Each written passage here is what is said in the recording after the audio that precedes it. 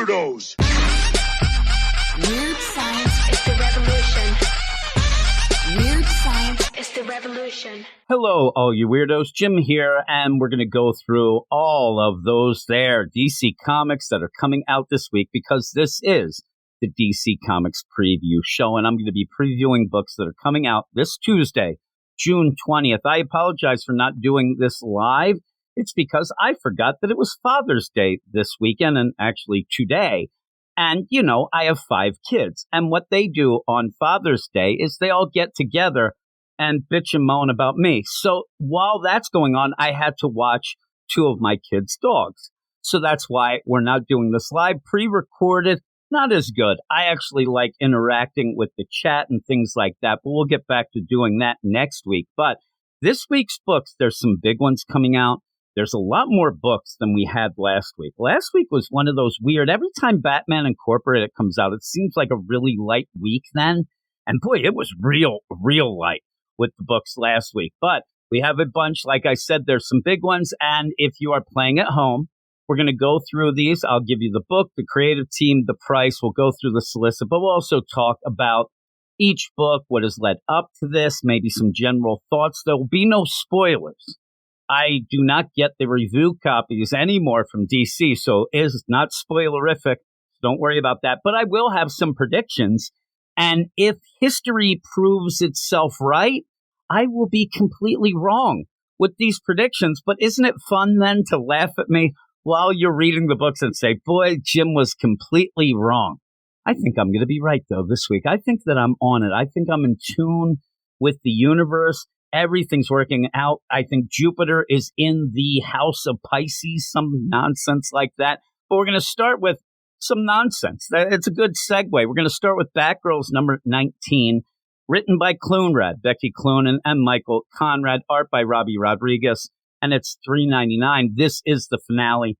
This is the final issue of Batgirls, and that's kind of cause for a celebration. We're actually going to get 2 finales from Clunrad this week. That is crazy, but maybe welcome. Now, this Batgirls book, the problem with this book, first up, besides Clunrad not knowing what the hell they were doing with both Stephanie Brown and Cassandra Cain, the big problem I have is I wish that it could continue with a better writing team.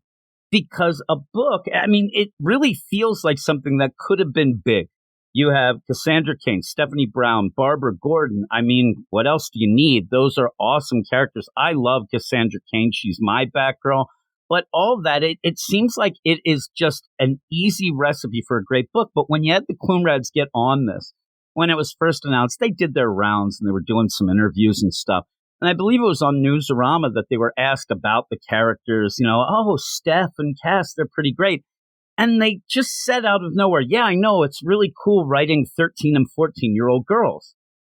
And then people called them out on it. Wait a second, in this continuity, things like that, they should be older, they're experienced. I mean, just the idea, Cassandra Cain in the James Tynion Detective Comics, Batman says in that the only person in the DCU that he's really afraid of that could actually kick his ass is Cassandra Cain. Then we get into this Clunrad book, and you're worried about Bondo, the car, you're there hanging out, doing, nonsense. It just did not feel like they got the characters. It felt like a weird combination, though, of an all-ages book mixed in with some, sexy stuff and then some really ultra-violent things. It really had a weird tone overall. And if they would have went with one or the other or actually, understood the characters, it could have been great. And I wish that we could see this book done by another creative team that actually knew what they were doing, because I do think it could have been good. Now, one of the other things that they end up messing up all the time is they don't know the continuity. And I won't really call them fully out on that. The editors should know this as well. But they had already in this run, they were very proud of it too. They reintroduced, brought back from the dead, Cluemaster, Steph's dad. But he had already been brought back from the dead. He ended up dying in Batman Eternal, way back in the New 52. And they ended up not realizing that Brian Michael Bendis in his Young Justice book had already brought back Cluemaster. Now, nobody wants to really read Bendis stuff at DC anyway, but it still happened. The reason why he ended up doing it is because he done messed up. and mentioned Cluemaster without ever knowing himself that he was dead. So then he had to bring him back. Well, all of a sudden in this Batgirls run, Conrad had no idea. And I talked to Michael Conrad, and I will give him a lot of credit, even though he blocked me after this for another thing. But when this happened, I actually asked, like, is this something weird? Because he admitted, oh, we did not know that. We're sorry about that. Thanks for bringing it to my attention, but there's no way to fix that, whatever. And I thought, you know what? That's cool. He actually admitted that they were wrong, and I'm fine with that. But in this issue, even the solicit, if the solicit's right, the cover's right, there's problems because it mentions Gunhawk. Gunhawk's dead. Gunhawk got killed by Heartless. You know, the villain in the Nightwing book that Nightwing does nothing to stop. I mean, by the end of all of this deal, I think Heartless is going to kill. It'll be one of those like Deadpool kills the Marvel Universe. It's just going to be Heartless kills everybody because Nightwing's too lazy to take him down or too busy hanging with his friends. What's going to happen, but we'll get to that later. Here is the solicit, though. The people of the Hill have had enough of Gun Buddy and Gunhawk's demands, which we haven't really seen. This solicit feels a little off, and take to the streets to march in solidarity with the Batgirls. Moved by this, the Batgirls join in, proving to both the city and the snipers that Gothamites should not be underestimated, and that we can overcome even the darkest times if we have each other. Come join the Batgirls in the march to celebrate them in the last issue of the beloved series. I'll tell you, we talked about the last issue on our podcast. And you end up having Grace O'Halloran, the podcaster / drunk / armed to the teeth / idiot, because she goes out in the streets at the end of last issue and she's going to march. She's taken to the streets. She's upset. The sniper took down her, recording engineer. He's in the hospital. She's mad. She actually went and got some guns from some gangs. So now she's taking it to the street. They're having a march.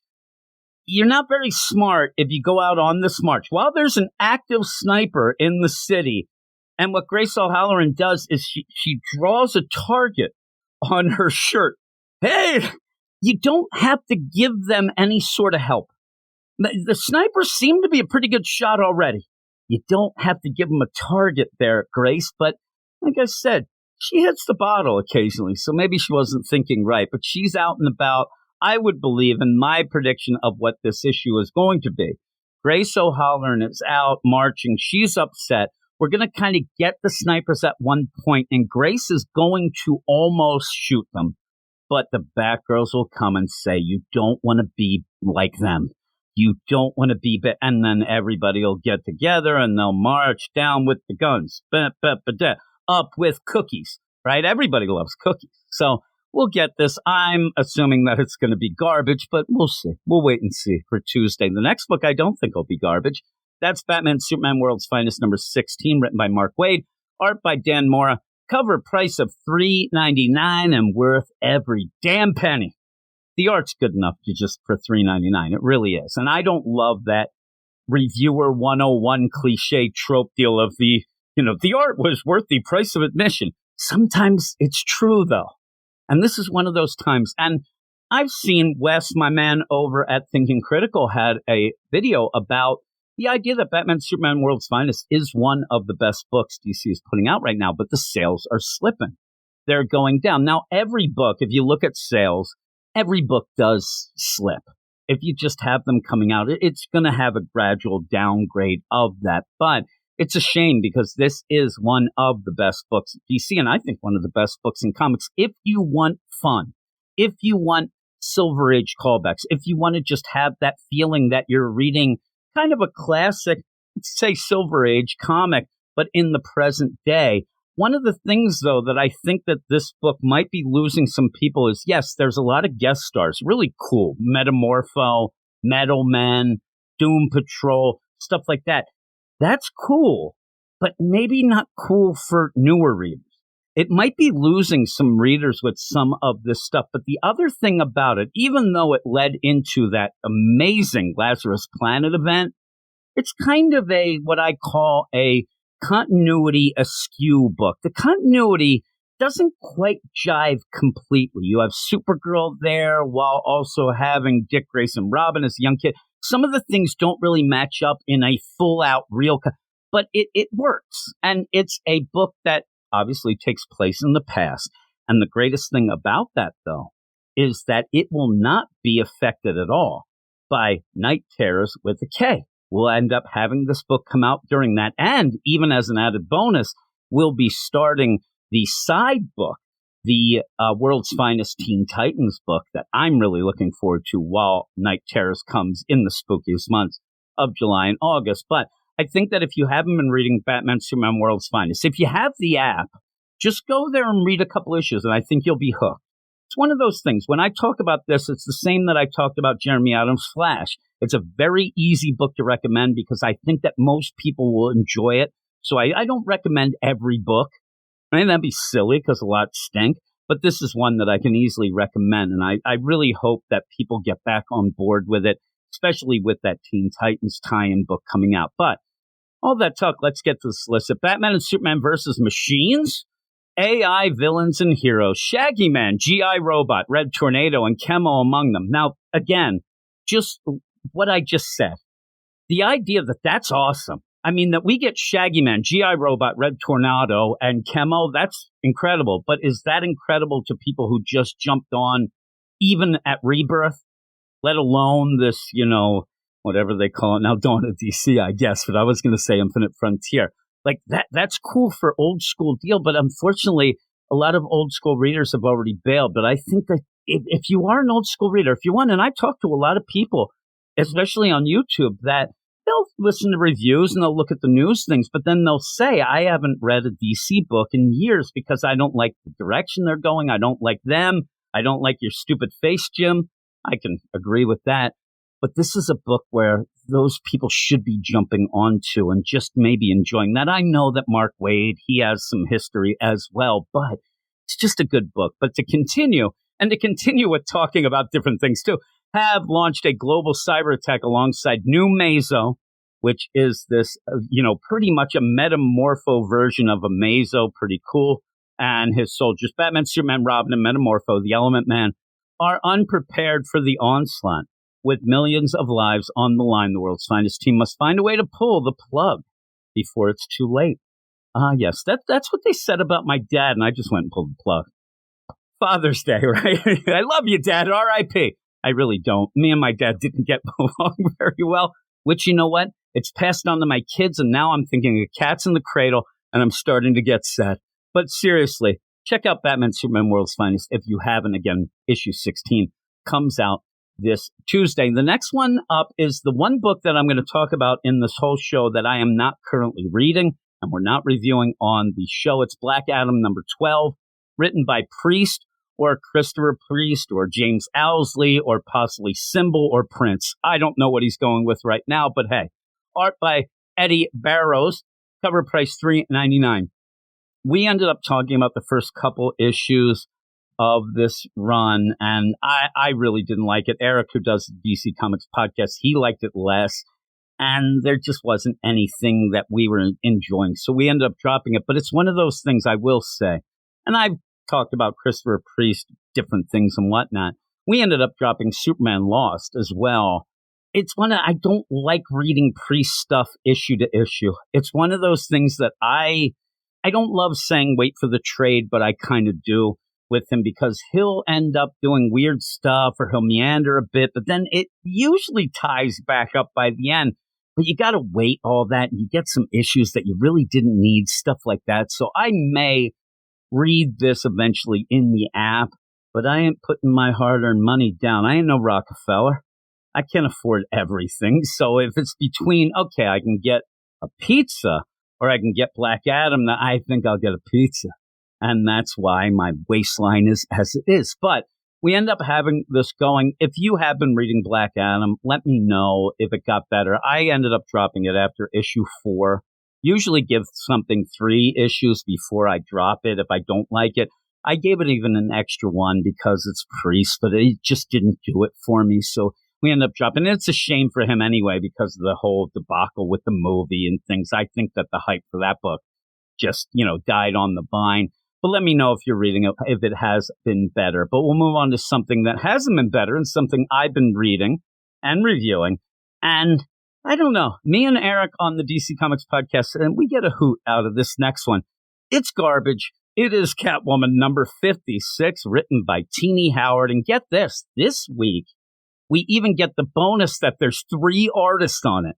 And that, we'll get to that. I'll tell you, it's art by Marcus Toe, Marco Santucci, and actually finishes by M.L. Sinapo. It's $3.99.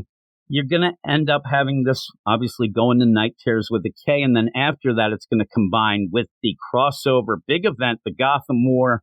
We'll see how that is, but it's weird having 3 artists on this. I can say maybe it will be, and I can't say too much shade here, because now that I think of it, it could be that, you know, the second half or at the very end, you end up, oh, this is how we lead into Night Terrors. Maybe that's why you change art, but maybe there's something that had to be changed too to set up what happens after the Night Terrors with a K, and that would be the Gotham War. I don't know, but I did see, and you'll see the preview as we're talking about this, a little more cartoony. Nico Leone has been doing the art, and I really like his art, and it's weird.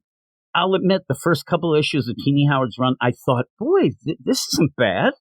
It was really going heavy on the Genevieve Valentine stuff that we had right before Rebirth, the stuff in the DCYOU. I personally like that stuff. It was with Selena, Crime Boss, and all that stuff. And it was okay. I mean, it got wonky quick. And then we get into the jail thing, and that made no damn sense. Here's the thing. There are things that make little sense, right? And you sit there and you're like, okay, well, that didn't make sense. That's unfortunate. But then there's things that go to another level. And the other level is the more you think about it, the less sense it makes. Like, this isn't how it's supposed to be. The things that are that bad that once you start, like, I'm going to crack the code. Like, I go into it with this idea that I am going to be the code cracker and I'm going to solve this mystery of what the hell Teenie Howard's doing, and will be applauded for it. People will say, oh my God, you are 7th level thinking, you are 13th level intellect. What are you, Brainiac 78? Actually, if I'm going to be anything, I'm Brainiac 69, which we had recently. But still, all this, and yes, sound effects out of nowhere. But all this, you keep looking into it. I'm like Sherlock Holmes, but it's sheer luck Holmes, because I am having no luck figuring it out. The idea of Duchess the cat, who Eric, who does the DC Comics podcast with me, he's convinced that that's Valmont's spirit in the cat, and it may be, because that wouldn't be the wackiest thing that happened in this run.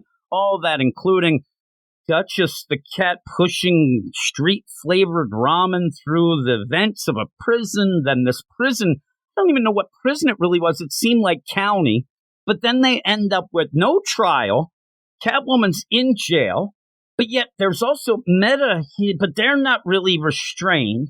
She ends up deciding she's going to break everyone out because, you know, she had to go to prison because, boy, I need to serve my time.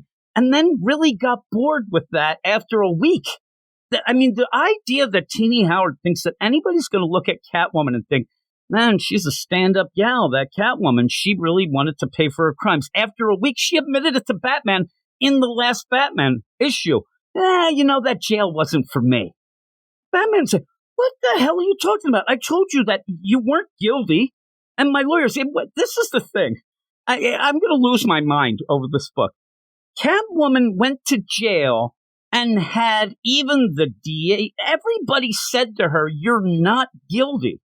You don't need to go to jail. But yet Teenie Howard's making that seem like they were going to pay people off on the download. No, they were just going to go to a trial and say she didn't do it because she really did.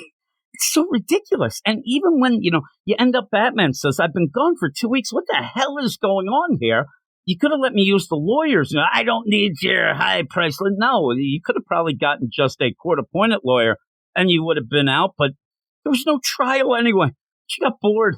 So then she goes out. And when she gets out of jail, she says to Batman, the reason she broke out of jail is because she needs to be a ghost. A ghost who now probably has everybody, including now the FBI. Everybody's after, or should be, Ghost. And I don't think that's how you become a ghost. I mean, actually, the only ghost around here is Valmont. Oh, my. Your lover. I don't even like that. But Here's the solicit after all that. What's the saying? 2 cats are better than 1? Unless you're in Gotham and the 2 cats in question disagree on how the city should be run. With Selina freshly out of jail, Aiko Hasegawa has some unfinished business as Catwoman. Really? Because she didn't do shit. Well, Selina was only in jail for a couple weeks. What unfinished business does she have that Selina confronts her about? Meanwhile, Selina has some unfinished business of her own. Everybody's got unfinished business and pays a visit to her sister Maggie. Here we go off the night terrors with a K, because that has to be the lead into that. So we'll see how it is. Here's the thing, and I've even been called out recently about the idea that I seem down on night terrors. I'm really not that down on it. I'm waiting till it comes out. I know a lot of people aren't looking forward to it. I am cautiously sitting here. I'm not even going to say optimistic. I'm upset that it's putting a lot of this Dawn of DC. It's derailing it. It's putting a stop to some things, but it might be okay. It might be okay. And just as an aside, this week, I'm going to do a video with a preview and talk a little bit about what I'm looking forward to in Night Terrors, and we'll do that later. But the idea of all of this going on, it's just kind of funny. Again, we have a Catwoman book and a Batman book. They're kind of leading towards having a Gotham War, but we have to stop for 2 months to do this Night Terrors. I don't get it, but we'll see. We'll see. But I'm sure that this Catwoman book will be a hoot. I'll tell you that. Cyborg #2. Written by Morgan Hampton, art by Tom Rainey. Cover price of $3.99. I'm not a huge Tom Rainey art fan, but I didn't mind the first issue of Cyborg. It was okay. It was competent. It seems like it's still going to go with the trope of am I more man or machine, but the idea that you have Silas, he seems to be dead or turned into a robot at the end of last issue. That was kind of crazy. We'll see how it goes, but it's one of those books I completely forgot about it. When I saw it, Cyborg. There is a Cyborg book. So we'll see. Cyborg's faced aliens, demons, and extra-dimensional forces, but a robot that claims to be his father, Silas Stone, breaking into his childhood home isn't something he'd ever expect. What a Father's Day that is. It's like nuts and bolts. You've been screwed. Holy moly. Cyborg needs answers from the suspicious new corporation in town, Solace, to get to the bottom of this. Is this a decoy or the real deal? Either way, Victor's time in Detroit just got a lot more complicated. I need more, since it's Cyborg, I need more like computer jargon. Like, this does not compute. Oh my. It looks like there might be somebody. I don't know. I don't really know computer jargon. They're going to have to check the hard drive. Wait, see? That's why I don't write solicits. That's why. But it's funny. I think that most people listening will probably have the same thing. Like, we'll see how it is. We'll see how it is. I'm not really connected to the book yet after one issue, but we'll see. And hopefully it ends up being a pretty good book. But we'll move on to the next one. It's Nightwing number 105. And this is a book that a lot of people, including myself, end up arguing about, because Nightwing is a good book if you don't know Nightwing and just need a story that says Nightwing's great, rah, rah, rah, but don't really worry about an overall progression of plot. If you just need a book each month that you're like, you know what, I like my hero being a good guy, hanging out with his friends, letting a serial killer run rampant in the city, cool things, then I think you're good with it. But if you are a Nightwing fan, and I've said this on a lot of shows, but I will say it again, my favorite character in all of comics is Dick Grayson in every iteration of him. You know why? Because he's a great guy. That's why I like Dick Grayson. So having it, I'm torn, because I do like seeing him having a writer, Tom Taylor, write it. Yeah, he's a good guy. But I need more than that. But again, I kind of like the idea that a lot of new readers are jumping on and knowing, oh my God, look at this. He's a nice guy. He's a great guy. But I do think that instead of enjoying this run, I think a lot of people will need a little more substance. But there are some Nightwing stuff, obviously, in the past that you can go read. Don't read Rick Grayson. And there's a little tip from Jimmy Boy here. Just read the Chuck Dixon stuff. It's awesome. But written by Tom Taylor, art by Bruno Redondo. It's $4.99 because of that stupid backup. And that's one of the things that I think was a misplay on a lot of the Dawn of DC stuff. We don't need those backups. All they're doing is adding $1 to the price tag, and none of them are really doing that much. you might have a favorite, or you might say this one does a little more than that. But in the whole scheme of things, I think it would have been better served to have all the books being $3.99. That would have been better. I think overall get some people inspired to read. So here is the thing with this book. I already said the plot doesn't progress much. It really does meander a lot. And we're going to have a special issue here. It's, a special episode, and it's going to be a point of view episode where the reader, we get to be the Nightwings. Masterminds Tom Taylor and Bruno Redondo are back at it again. I like when you say that. First off, Masterminds, it does feel like they're like throwing shade. Masterminds Tom Taylor and Bruno, they're back at it again doing their nonsense. Back at it again to present Nightwing fans another special issue uniquely designed for them to be Nightwing for a day. Really, I would love to be Nightwing for a day because everybody else does your shit for you. I mean, here, it's just me.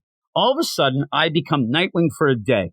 Wally West shows up. He's going to do, one of my manga podcasts. Thanks a lot, Wally. Oh, my, I have to mow the lawn. Get to it, Dr. Troy. Right? That'd be awesome. And then you're like, oh, I have to walk the dog. Beast Boy, get over here. Walk the dog and just turn into a dog. What the hell? Go do it, right? See, it works out because Nightwing doesn't do much in his own book. But hey, we'll have fun. You have the oversized story will feature Nightwing from his point of view, allowing readers to use as a scream of sticks and leap through Bloodhaven. Wouldn't it be funny if you end up having, this is the issue that he actually takes care of Heartless. He actually kills Heartless, but it's not him. It's us because it's our point of view. And really, I'd be down with it because I want to kill Heartless only just because he's out there. It's not even the idea that I'm so mad at, oh man, that villain, I'm going to take that asshole down. No, it's like, please. I mean, if I'm going to get point of view, let me go. It'll be me. I'll go kill Heartless. You don't have anything to do with it, Dick Grayson. Your hands are clean, just like, what Heartless did when he killed Blockbuster, because Nightwing does nothing in his own book.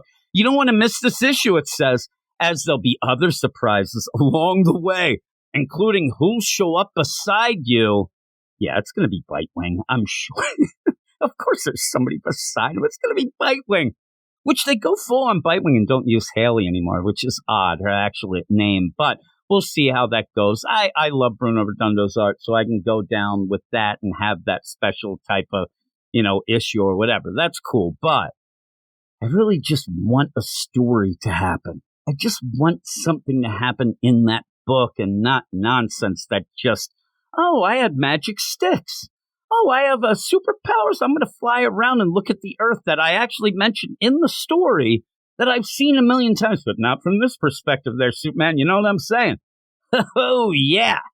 I need more. Next book is something we actually did on the podcast this past week because it's a weird play. Some of these books, like Superboy, The Man of Tomorrow, they'll like drop digitally, but then print the next week, and then it's in the app. And so we ended up throwing it on the podcast only because without having Superboy, The Man of Tomorrow on this past week's podcast, we would have only had Batman Incorporated, one book for the podcast. So we threw it on. It was not great, but here's the solicit. I don't want to spoil things for people who ended up where they're waiting to get it, but I don't know. It's one of those weird books that I think that if you are already enjoying the first two issues, because this is issue 3, you're going to get more of the same. It's just a book that doesn't really feel like it matters much. And basically it's because it was the winner of the round robin. This was nothing more than that.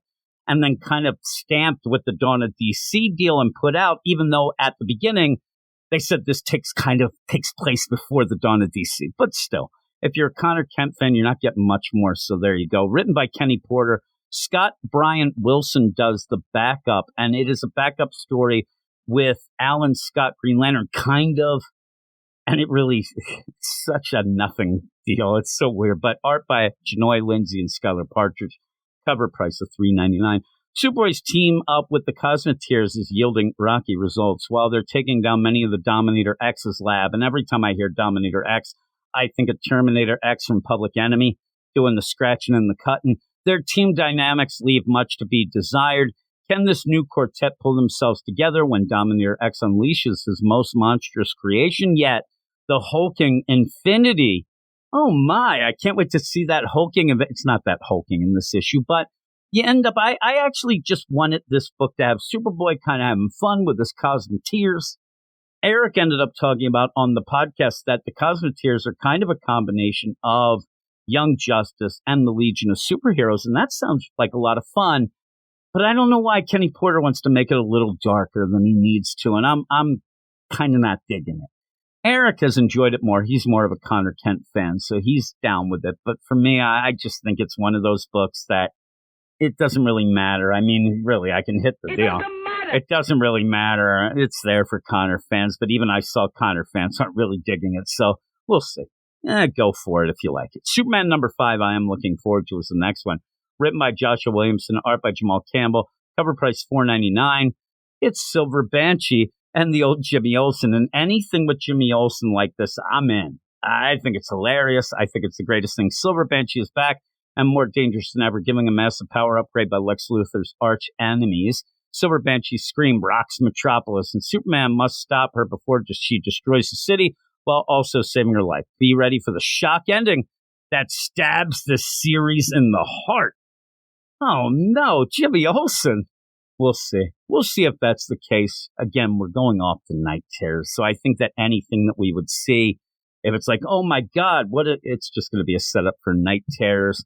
I think it's that, and I want to say Molly Moon Knight, but it's that weird ghost rootin' tootin' cowboy character that I think is going to be most of the things going on in the Night Terrors with a K. And that's going to deal with, yeah, I love Jimmy, so I don't mind. But again, I'm looking for it. I do like Superman a lot. And we did our Do or Die $25 pull list on this past week's deal, where we end up having $25, and we have to come up with a pull list based on that. Superman was on my list, and then I took it off at the last second to put the JSA book in, more just because I want to see what happens to the lost children in that. But they were running neck and neck.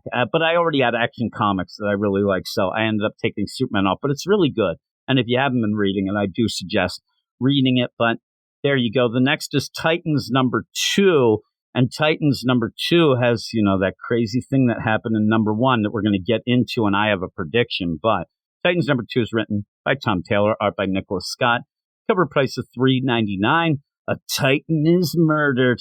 Oh my, and I guess it's not a spoiler to say that in the last issue we saw that Wally West died.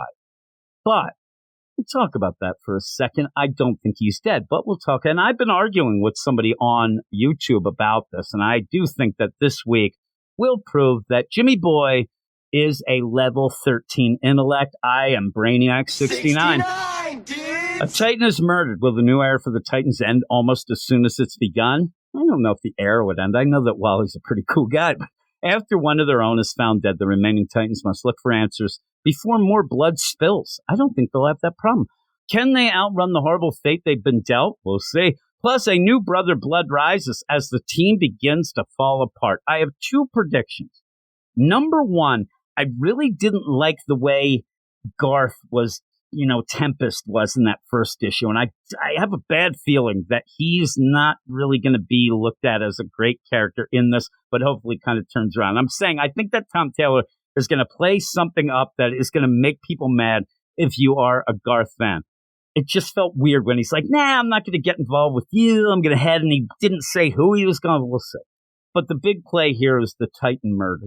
Wally West, he's dead, but he's not dead. I mean, the one guy I'm arguing with on YouTube is a guy, he's like, there's no way, he's gone forever. I'm like, have you been reading comics, most of your life, or maybe a week? Because that's not the case. Nobody really even was up in arms. Maybe they're used to Wally being treated like crap, but still, here's what I think happened. And I'll give the guy credit. I wish I could remember his name, but if he happens to be listening, I give you so much, thanks and credit, because arguing with you made me go back and read the first issue a couple of times to see what's going on. And what I think's happening, and I'm sure some other people might think this as well, because I think it ends up kind of coming into view. Wally, he got killed, right? But Wally got killed. That's in the future. And I'm talking like 2 weeks, a month.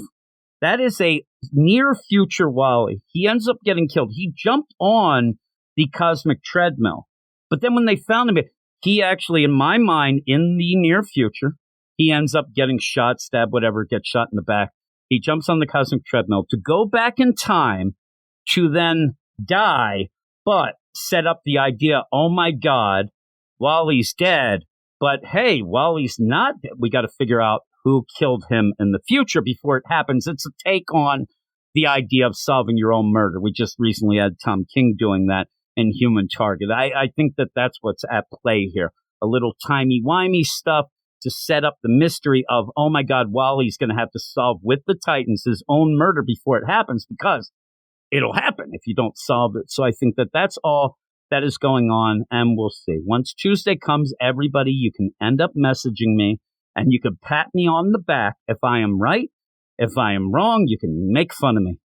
Make fun of me forever. And here's the thing. If it doesn't happen in this issue, I still think it's going to happen. I don't know what we're going to deal with or whatnot, but eventually it's going to be shown, I think, that Wally's dead, but he's actually from the near future and is going back to warn himself and the Titans that they have to solve this before it actually happens. Though, if he saw who did it, maybe he could have grabbed a piece of paper and wrote it, but we'll see. We'll see how it plays out, but I think I'm right, as one should. I mean, you really should think that you're right when you come up with things, right?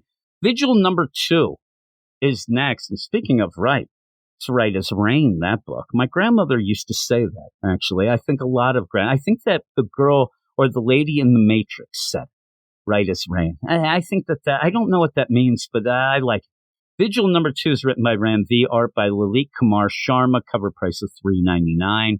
I really like the first issue of Vigil. I'm not a Ram V fan. I really, really like this. And the one thing that should not affect it was the idea that I did also really like Spirit World by Alyssa Wong, and she crapped the bed last week with that. It has nothing to do with Ram V. Has nothing to do with this book, but I'm worried now. I'm worried that this, and all of a sudden people are going to yell at me because I did tell people that, oh man, this is better than you think. You should check it out. I don't need that responsibility of people coming down on me for all that. So we'll see. $3.99. Who are the Vigil? Arclight file loading. We're playing this game. Beep, boop, boop. The identity of Arclight, a known member of the rogue metahuman group, the Vigil, is unknown at this time. However, observations conclude that he is the leader of the group, which also consists of Dodge, Saya, and Castle. I like Castle. He's only got that candy bar in his pocket and stuff.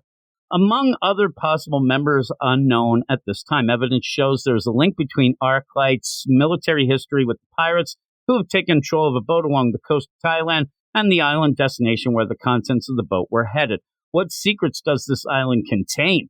Oh my, hopefully at the other side of that island, there's not a volcano and headhunters, because then we're on Gilligan's Island, which is kind of cool, but I don't know. You go there, they're all dead now, so you don't want to be there. And is another government experiment covered up as a conspiracy only believed by heretics. You are being watched. I love the idea that Ram V or whoever wrote this is playing with the idea that, oh my God, you believe in conspiracies as you're being told you're being watched, which I know I am, because my wife has come in 3 or 4 times in and out the room and shook her head at me. I'm being watched too. I don't know why. I'm probably in trouble, so that's why we'll extend this. It's one of those things, as long as I'm recording, it's like Speed, the podcast version, or Crank. As long as I podcast, I will not be in trouble. But the minute that we stop, I am done. So let's keep it going. Wonder Woman number 800 is next. Big celebration. Oh my. You couldn't celebrate more than we're going to celebrate with this one. It's a weird play. We ended up just recently having the Flash 800. And that was cool. You got a Jeff Johns story, right? You got a Mark Waid. You got Jeremy Adams finishing his run. You also got a Cy Spurrier. Some people liked it. I wasn't that big on it, but still, you had more of a celebration of, well, they said Wally West on the cover, but there was a lot of other things going on. But still, it was a celebration, and it was a celebration like they usually do, where you grab a bunch of other creators that have been on the book and made it big.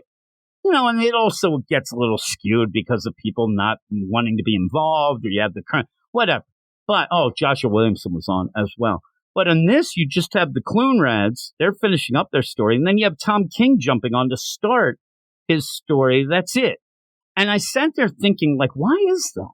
Is it because the Clunrads needed so much page space because of this unique and utterly amazing story they've been telling, and they need to like wrap it up. It's been so much a mind bender that you need all that. No, I think it's because most of what we've had since Greg Rucka has been garbage. So why would you, what are you going to get back, Andrea Shea, right? You're going to get her back to do something? No, you're not going to do that.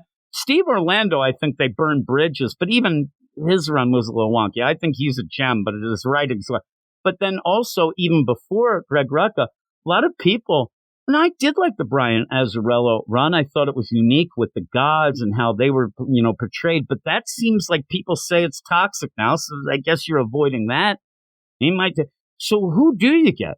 I guess you could have liked Maeve, but then again, Gail Simone you can get, but she has her problems too. I don't know. Like, we have some problems here. But you end up with the Clone Rats. They're finishing their story. I'm guessing that Ziggy, if you've been reading, I'm guessing Ziggy goes back to Valhalla. Maybe gives a kiss on the lips to Steve Trevor. They've been hanging, right? You probably get Cheetah at the point going, I'm sick of being friends with you, Wonder Woman. I'm out of here. Maybe that. You'll get Etta Candy saying, you know what? I really like this version of Checkmate that makes no damn sense that we're using, so I'll stay here. It's the worst. This Checkmate that they have in this, the Clone Rats, they just don't get it. They don't get it. And what I mean, writing. They don't get good writing, but you also have Tom King. The Tom King story, it's funny. You're ending a run, but everybody's more concerned with the Tom King stuff. He's going to be doing the book in September, but instead of giving a full preview of what he's going to do there, it's going to be a story in the future, about 20 years in the future, and it's going to involve Wonder Woman's daughter, Trinity, which will then set up the who's the daddy kind of Maury Povich type of deal as we go into the run. I do know that this story will be with John and Damian hanging out with Trinity. I hope to God that Tom King knows Damian. I don't think he does. And he's had him in the Batman run. They sat there at Batburger for a page or two. But then later, his Damian I thought was way off. So I hope that Damian, I hope he plays him up in the current Damian of being, a smart little kid. He's kind of mended his ways. He's getting along with people. We'll see how it goes. I'm sure in my mind, and I don't even know, I actually, as I'm doing this, I should pull up. You'll be seeing the preview pages is what I am going to see. I got to look at these as I'm recording this just to see if we get more of that. Looking through it, see if we get some data. No, we don't. I have a feeling that Tom King's going to go full out because usually people do this, and while it'll be the Batman 666 outfit. I know it will be. So we'll see. I'm sure maybe they leak some stuff and he'll say, oh, look at him. Look at that guy. But there's another prediction. Batman 666, and something will go on. He'll have Damian do something that's not so smart. And then I'll say, oh, man, Damian's the smartest. Why are you doing that? There's my prediction. Because I think I know Tom King. I think in this story, he'll pull back a little. He won't murder a child in this one. You have to wait for the run in September for that. Boom. But we'll see. But that's it. Those are the books, but some pretty big ones. And, some fun to be had. I hope that you had fun listening to me. I know I'm a little flighty, but that's me, right? Just Jim being Jim is what they say down at the rec center, as we all know. People at the rec center, I talk about them all the time. They don't like me. I go into the rec center. They all look at me and shake their head and like they move away. I'm sitting there shooting the baskets by myself. Come on, guy. Who wants to play? I don't want to play. I ended up the other day I went and I actually have this idea that I want to get involved in that pickleball because I know that I could be good. And I see these old people and and the fun thing is these people are there and they just want to get some exercise in their twilight years. I'm sitting there. I'm like, I could dominate these assholes. I could go in. I'm like, I got you, Gramps, you, Grandma. I'm going to destroy you. I want to get involved and just destroy everybody at pickleball. I don't even know how to play this stupid thing, but hey, I'm in. I ended up where, just as an aside, because remember, I have to keep this going or I'm dead. The idea at our YMCA, they have these bikes where you can go and you do courses and keep stats. And the minute I see stats, I go crazy. So we end up, and I've talked about this on our podcast before, but we ended up where there's a leaderboard and you have like, oh, there's Becky G. She's got 50 miles. Oh, look at that. Tommy B. He's got 100. And I ended up like, you have to pick your name. And I knew because everybody who does this, they get on the board. And I ended up, my name, I put, "You're all gonna lose." That was my name. Off we go. And then I changed it to more shit talking later and stuff. And then I'm looking, oh my. And I would go in and look. And then I ended up, there's like a chat room thing that you can get in. I went and talked shit in there. Nobody seemed to know who it was. But then all of a sudden, people seemed to kind of realize it was me. I was getting a lot of dirty looks when I went in, and then they got rid of the whole thing. I brought it down to the ground.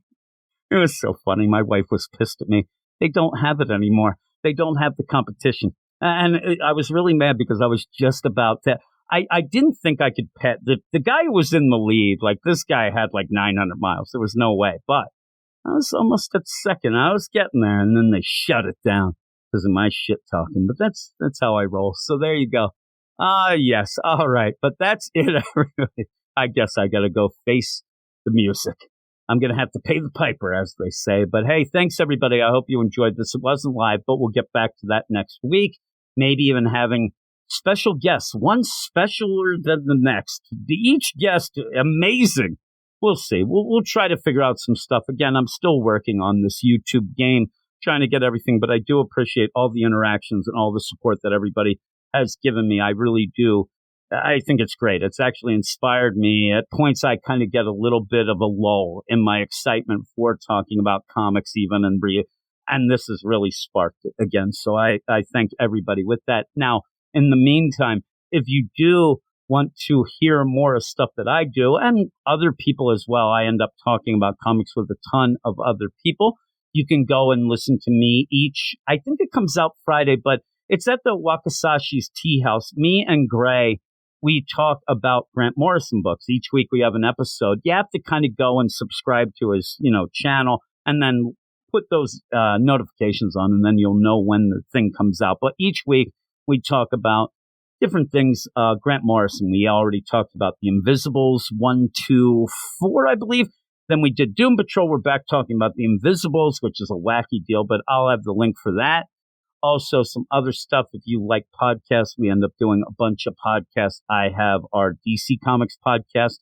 I have, this is crazy, 9 manga podcasts. You can check out. All these will be in the show notes or down below, and you can click those. Also, Marvel stuff, all that stuff. And if you really do like what we do here, we have also exclusive stuff over on our Patreon, patreon.com/weirdscience.